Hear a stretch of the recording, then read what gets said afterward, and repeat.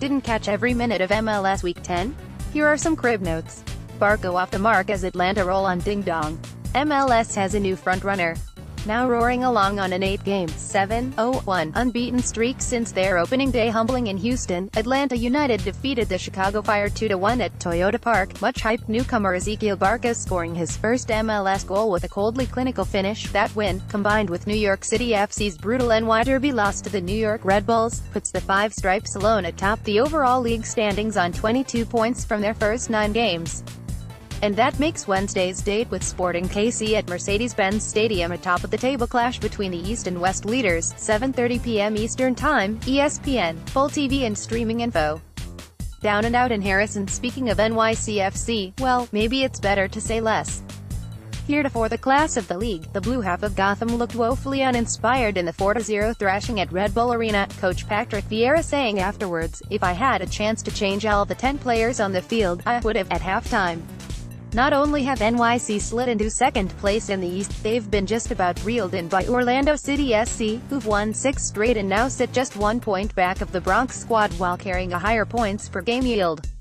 The Lions are also fun, albeit probably stressful to their supporters, to watch, having given up the first goal in 4 of those 6 games only to roar back to victory. Sunday's 3-1 win over Real Salt Lake was the latest example. By the way, Orlando host Red Hot Atlanta on national television on Sunday evening, 6 p.m. Eastern Time, FS1, TSN, full TV and streaming info. Dynamo get the memo. We can say this much about the Zlatan Ibrahimovic-era LA Galaxy: they are not boring. Fortunately for them and their fans, they're also not good defensively, not in possession of a winning record and not in the Western Conference's playoff places at present.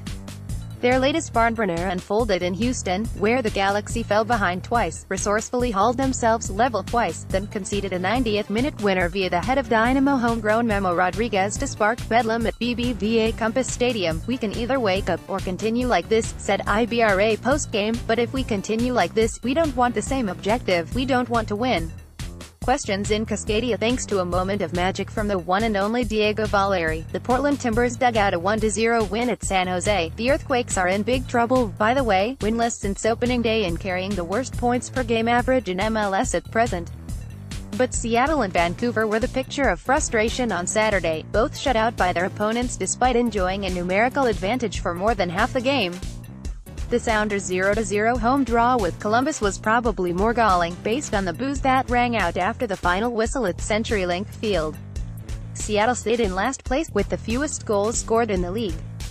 Twitter.com/RedShow9FX, Ben Bear, at BenBear89, May 5, 2018 Montreal stop the rot. Mostly it's been a rough few weeks for the Montreal Impact, who've been losing games and bleeding goals badly, and leaked a couple more when the New England Revolution hit town on Saturday.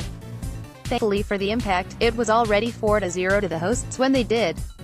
Ignacio Piatti had one of his signature rapier-sharp attacking displays, while Raheem Edwards and Anthony Jackson-Hamel responded in a big way to some very public criticism from manager Remy Gard. Meanwhile, pundits around the league probably want to keep building the sample size before guessing at the true ceiling of this overhauled Revs team. Leon Maximilian Wynn, the guy New England shipped out of town just before the primary transfer window closed this week, made his LAFC debut off the bench on Saturday, against his hometown club FC Dallas. The veteran playmaker looked like a promising addition, despite being unable to break the 1-1 deadlock. Dallas Maxi Urruti stole the show with this opportunistic lash against the run of play, the first tie in LAFC history. It probably should have been a win. And the week ahead will test the expansionist, with a midweek visit from Minnesota and a tasty-looking meeting with NYCFC on Sunday 8:30 p.m. Eastern Time, FS1, full TV and streaming info. TFC, probably doing okay. Toronto FC suffered a pretty agonizing end to their CONCACAF Champions League run, and have some work to do to catch up with the field in league play. Friday's 3-0 disassembling of an admittedly flimsy Philadelphia Union side suggests Sebastian Giovinco and the Reds are up for the climb, and if this ball kid's grooving is any indication, the vibes will improve at BMO Field quickly. Seize your moment.